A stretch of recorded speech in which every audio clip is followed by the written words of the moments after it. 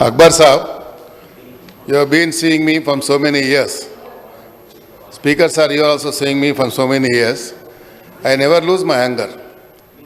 Unfortunately, now they have started saying something about me that I don't, my London friend did not see that because I was in the mic. You might have seen only this version. Sir, my style of functioning in the house, everybody knows about me from so many years. I worked as minister. This is 6th time I became MLA here. They are not supposed to address me, sir. When I am addressing you, when I am addressing the house, they cannot straight away question me. I got the permission from the honorable chair. So chair के चूसी chair के धैर्य मैं बात कर रहा हूँ. So they are interrupting to me and they are saying something about me. They are also using filthy language. So I reacted on that. If you feel or anybody feel that it hurt anybody's sentiment, I express my regrets for that, sir. It's not my intention is not that.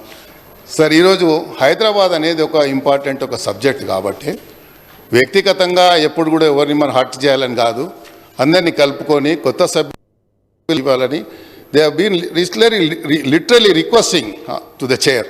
ఎందుకంటే వాళ్ళకి opportunity వస్తే అలా unparliamentary words వాడి that is not unparliamentary sir. అమ్మ అనేది హైదరాబాద్ లో అది వాడి ఉంటే రికార్డులను పరిశీలించి తొలగి హైదరాబాద్ కా లాంగ్వేజ్ నీ అమ్మ మా అమ్మ బోల్ I am not saying sir वो नागेंद्र गाరు सर रूटीन में आ जाता साहब ऐसा बोल रहा हूँ मैं. It's not this thing Nagendra okay okay I already express my regrets Akbar भाई छोड़ दीजिए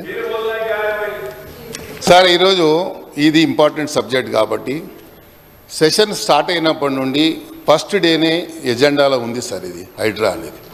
ఫస్ట్ డే నుంచి ఎందుకంటే హైదరాబాద్ ప్రజలకు చాలా ప్రధానమైనటువంటి సమస్యలు ఉన్నాయి.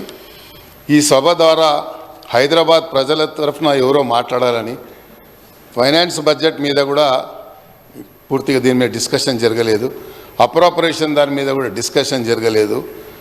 మనకు జనరల్లీ ఒక ప్రాక్టీస్ ఉంది సార్, అసెంబ్లీ యొక్క ప్రాక్టీస్ ఏంది అంటే అసెంబ్లీలో ప్రతి సభ్యుడికి 0 అవర్లో మాట్లాడేటువంటి అవకాశం ఇస్తే వాళ్ళ నియోజకవర్గాలకు సంబంధించినటువంటి సమస్యల మీద వారు చెప్తారు. సభ మీ దృష్టి ద్వారా మీ ద్వారా మంత్రులు అక్కడ ఉన్నటువంటి వారు స్పందించి ఆ సమస్యల మీద పరిష్కారానికి ఒక మార్గం దొరుకుతుంది అనేది అందరి అభిప్రాయం. But most of them did not get any opportunity sir ఈ హౌస్లో ఇన్ని రోజులలో. ముఖ్యం ఎందుకంటే వాళ్ళు ఎన్నిసార్లు హౌస్లో ఎన్ని రకాలుగా మాట్లాడారు.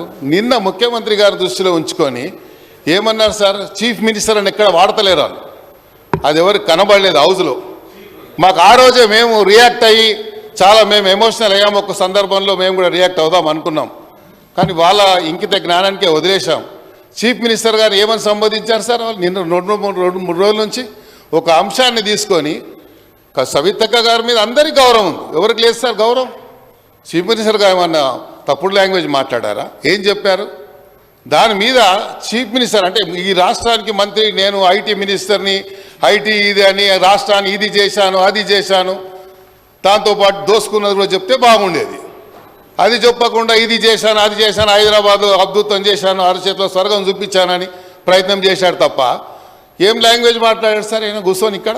బయట పోయి ఏం మాట్లాడాడు సార్ ఆయన పోయి? చీఫ్ మినిస్టర్ని పెట్టుకొని చీప్ అంటాడా sir? How dare is sir? మేము రియాక్ట్ కాలేమా సార్? మేము అలాంటి దాన్ని మేము మాట్లాడలేమా? అందుకే కోపం వచ్చింది సార్, అంతే తప్ప వేరే ఏం లేదు.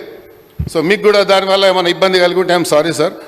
ఈరోజు హైదరాబాద్కు సంబంధించినటువంటి చాలా సమస్యలు ఉన్నాయి సార్. ఈ హైడ్రా ఒకటే కాదు, హైదరాబాద్లో ఉన్నటువంటి లోతట్టు ప్రాంతాలన్నీ కూడా జలమైనటువంటి సందర్భాలు చాలా బస్తీలు ఉన్నాయి సార్. ఓల్డ్ సిటీలో ఉన్నాయి, న్యూ సిటీలో ఉన్నాయి, హైదరాబాద్ పరిసర ప్రాంతాల్లో ఉన్నాయి, దోమలగూడలో ఉన్నాయి, అంబర్పేటలో ఉన్నాయి, ఖైరతాబాద్లో ఉన్నాయి. ఇవన్నీ ప్రాంతాలలో ఈ విపత్తులు వచ్చినప్పుడు డిఆర్ఎఫ్ ఒక సంస్థ మాత్రమే ఉంది. పెట్టారు ఎస్ఆర్, దానికి ఒక ప్రణాళికబద్ధంగా లేదు, ఏం లేదు, దానికి ఒక రూపకల్పన లేదు. బడ్జెట్ ఇచ్చామని చెప్పారు.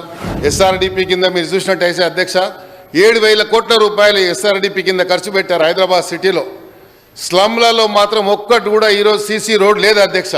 ఓల్డ్ సిటీ గురించి అక్బర్గా చెప్తారు, ఇక్కడ ఉన్నటువంటి సభ్యులు చెప్తారు.